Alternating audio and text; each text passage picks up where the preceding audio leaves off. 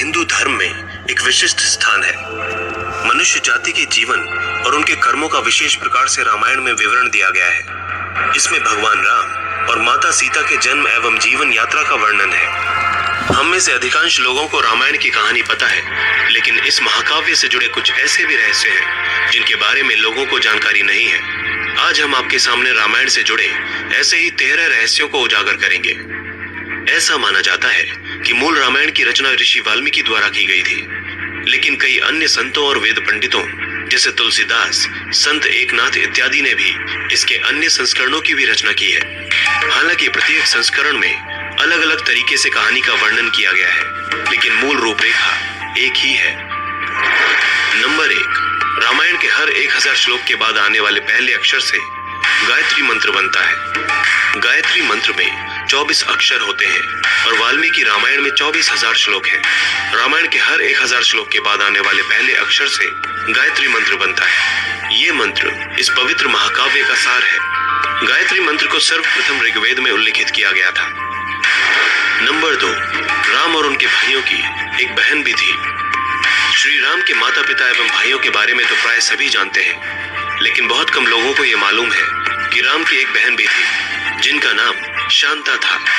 वे आयु में चारों भाइयों से काफी बड़ी थी। उनकी माता कौशल्या थी। ऐसी मान्यता है कि एक बार अंग देश के राजा रोमपद और उनकी रानी वर्षणी अयोध्या आए हुए थे। उनको कोई संतान नहीं थी। बातचीत के दौरान राजा दशरथ को जब यह बात मालूम हुई तो उन्होंने कहा, मैं अपनी बेटी शांता आपको संतान के रूप में दूंगा। ये सुनकर रोमपद और वर्षणी बहुत खुश हुए। उन्होंने बहुत ही लाड प्यार से शांता का पालन पोषण किया और माता पिता के सभी कर्तव्य निभाए। नंबर 3, राम विष्णु के अवतार हैं, लेकिन उनके अन्य भाई किसके अवतार थे? राम को भगवान विष्णु का अवतार माना जाता है, लेकिन क्या आपको पता है कि उनके अन्य भाई किसके अवतार थे?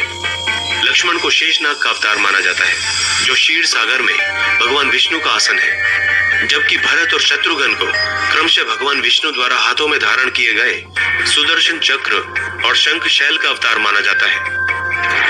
नंबर 4, सीता के स्वयंवर में प्रयोग हुए भगवान शिव के धनुष का नाम क्या था? हम में से अधिकांश लोगों को पता है कि राम का सीता से विवाह एक स्वयंवर के माध्यम से हुआ था। उस स्वयंवर के लिए भगवान शिव के धनुष का इस्तेमाल किया गया था, जिस पर सभी राजकुमारों को प्रत्यंचा चढ़ानी थी। लेकिन बहुत कम लोगों को पता होगा कि भगवान शिव के उस धनुष का नाम पिनाक था। नंबर 5, 14 वर्षों तक जागते रहे लक्ष्मण। ऐसा माना जाता है कि वनवास के 14 वर्षों के दौरान अपने भाई और भाभी की रक्षा करने के उद्देश्य से लक्ष्मण कभी सोते नहीं थे।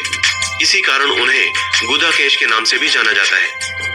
वनवास की पहली रात को जब राम और सीता सो रहे थे तो निद्रा देवी लक्ष्मण के सामने प्रकट हुई। उस समय लक्ष्मण ने निद्रा देवी से अनुरोध किया कि उन्हें ऐसा वरदान दें कि वनवास के 14 वर्षों के दौरान उन्हें नींद न आए और वो अपने प्रिय भाई और भाभी की रक्षा कर सके। निद्रा देवी इस बात पर प्रसन्न होकर बोली कि अगर तुम्हारे बदले कोई 14 वर्षों तक सोए तो तुम्हें यह वरदान प्राप्त हो सकता है। इसके बाद लक्ष्मण की प्रार्थना पर निद्रा देवी लक्ष्मण की पत्नी और सीता की बहन उर्मिला के पास पहुंची। उर्मिला ने लक्ष्मण के बदले सोना स्वीकार कर लिया और पूरे 14 वर्षों तक सोती रही। नंबर 6, उस जंगल का नाम जहां राम, लक्ष्मण और सीता वनवास के दौरान रुके थे। हम में से अधिकांश लोगों को पता है कि राम, लक्ष्मण और सीता ने कई साल वन में बिताए थे, लेकिन कुछ ही लोगों को उस वन के नाम की जानकारी होगी। उस वन का नाम दंडकारण्य था, जिसमें राम, सीता और लक्ष्मण ने अपना वनवास बिताया था। ये वन लगभग 35,600 वर्ग मील में फैला हुआ था, जिसमें वर्तमान छत्तीसगढ़, उड़ीसा, महाराष्ट्र और आंध्र प्रदेश के कुछ हिस्से शामिल थे।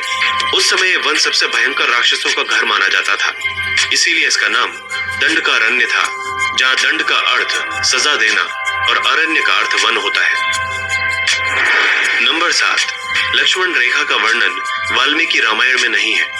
पूरी रामायण की कहानी में सबसे पेचीदा प्रकरण लक्ष्मण रेखा की घटना है, जिसमें लक्ष्मण वन में अपनी झोपड़ी के चारों ओर एक रेखा खींचते हैं। जब सीता के अनुरोध पर राम स्वर्ण हिरण को पकड़ने और मारने की कोशिश करते हैं तो वो हिरण राक्षस मारीच का रूप ले लेता है। इस घटना के संबंध में अज्ञात तथ्य ये है कि इस कहानी का वर्णन न तो वाल्मीकि रामायण में है और न ही रामचरितमानस में।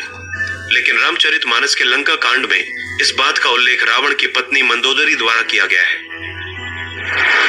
नंबर 8, रावण एक उत्कृष्ट वीणा वादक था।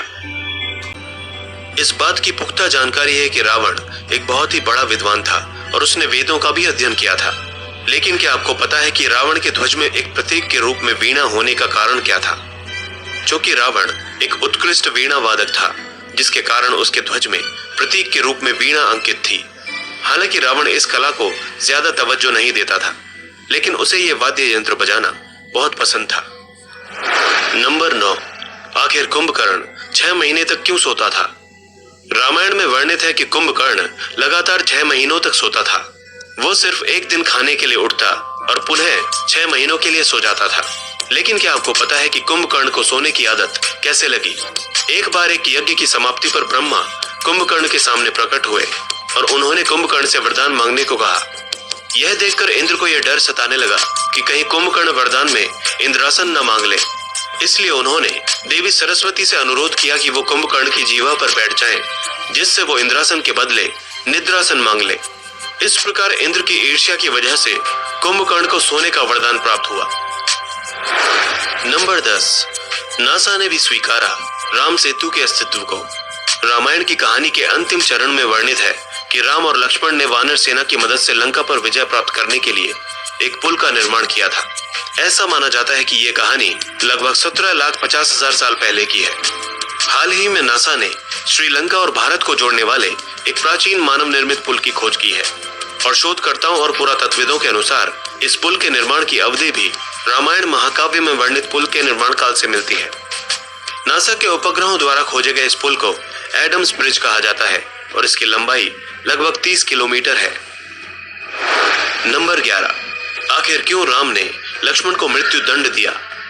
रामायण में वर्णित है कि श्री राम ने ना चाहते हुए भी जी जान से प्यारे अपने छोटे भाई लक्ष्मण को मृत्यु दंड दे दिया था।